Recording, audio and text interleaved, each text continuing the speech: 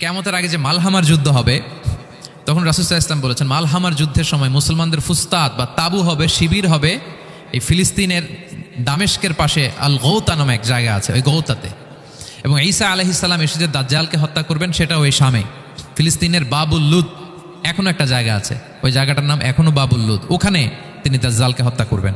এবং সেখানে একটা সাদা মিনারা আছে, ফেরেশতার পাখায় ভর করে ঈসা আলাইহিস সালাম তখন সেখানে নেমে আসবেন, ওই ফিলিস্তিনের ওই শাম দেশের ওই মিনারার পাশে তিনি এসে পৃথিবীতে তিনি নজুল করবেন, নজুল ঈসা আলাইহিস সালাম। তো তিন এবং জাইতুনের কসম করে বেসিকলি আল্লাহ তাআলা ঈসা আলাইহিস সালামের জন্মস্থানের কসম করেছেন। কারণ তিন এবং জাইতুন, ডুমুর এবং জলপাই, অলিভ কোন দেশে বেশি হয়? শাম দেশে। আওয়াজ করে বলেন কোন দেশে?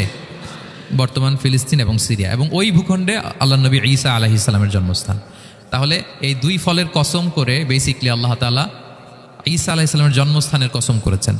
ওনার প্রতি নাজিল হওয়া যে তাওরাত ইনজিল গ্রন্থ, এই রেভেলেশনের কসম করেছেন। আচ্ছা, এরপরে ওয়াতুরি সিনিন, সিনাই পর্বতের কসম। সিনাই পর্বত বা তুর পাহাড় হচ্ছে মিশরে অবস্থিত, আর মিশর হচ্ছে মুসা আলাইহিস সালামের জন্মস্থান। কার জন্মস্থান? মুসা আলাইহিস সালামের জন্মস্থান। তাহলে ওয়াতুরি সিনিন, তুর পাহাড়ের কসম বুঝিয়ে আল্লাহ তাআলা মূলত মুসা আলাইহিস সালামের জন্মস্থানের কসম করেছেন, যেখানে তাওরাত নাজিল হয়েছে। এরপরে ওয়াহাদাল বালাদিল আমিন, এ নিরাপদ শহর বলে আল্লাহ তাআলা মক্কা শহরকে বুঝিয়েছেন। আর মক্কা কার জন্মস্থান বলেন তো? মুহাম্মদুর রাসূলুল্লাহ সাল্লাল্লাহু আলাইহি ওয়াসাল্লাম, সাইয়্যিদুল মুরসালিন, খাতামুন নবিয়্যিন, রাহমাতাল লিল আলামিন, হাবিবুল্লাহ মুহাম্মদুর রাসূলুল্লাহ সাল্লাল্লাহু আলাইহি ওয়াসাল্লামের জন্মস্থান। তাহলে এই চারটা আয়াতে, চারটা শপথের মধ্য দিয়ে মূলত আল্লাহ তাআলা ঈসা আলাইহিস সালামের জন্মস্থান, মুসা আলাইহিস সালামের জন্মস্থান এবং মুহাম্মদ সাল্লাল্লাহু আলাইহি ওয়াসাল্লামের জন্মস্থান, যেই তিনটা এলাকায়, ভূখণ্ডে তিনটা মেজর ওহী নাজিল হয়েছে। এক তো ঈসা আলাইহিস সালামের কাছে নাজিল হয়েছে ইনজিল কিতাব, আরেকটা হচ্ছে তাওরাত। তাওরাত এমন কিতাব যে কিতাব দিয়ে হাজার হাজার নবীরা ফয়সালা করেছেন। বনি ইসরাইলের অনেক নবীর উপর কোনো কিতাব নাজিল হয়নি, তার মানে তারা রসুল ছিলেন না, তারা নবী, তারা সব কিছু তাওরাত দিয়েই ফয়সালা করতেন।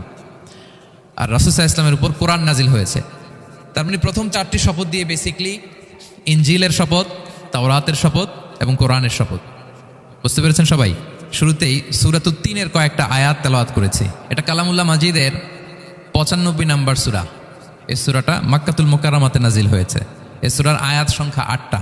এই সূরার শুরুতে আল্লাহ তাআলা 4টা কসম করেছেন, ওয়াত-তিনি ওয়াজ-যাইতুনি ওয়া-তুরি সিনিনা ওয়া হাযাল বালাদিল আমিন। ওয়াত-তিন, তিনের কসম, ওয়াজ-যাইতুন, যাইতুনের কসম, ওয়া-তুরি সিনিন, সিনাই পর্বতের কসম, ওয়া হাযাল বালাদিল আমিন, আর এই নিরাপদ শহরের কসম। তো 4টা শপথ করেছেন বা আল্লাহ তাআলা কসম করেছেন। কসম দিয়ে আল্লাহ তাআলা কোরআনের অনেক সূরা শুরু করেছেন। যেমন একটা সূরায় আল্লাহ ফজরের সময়ের কসম করেছেন, আল্লাহ বলেছেন ওয়াল ফাজর। আল্লাহ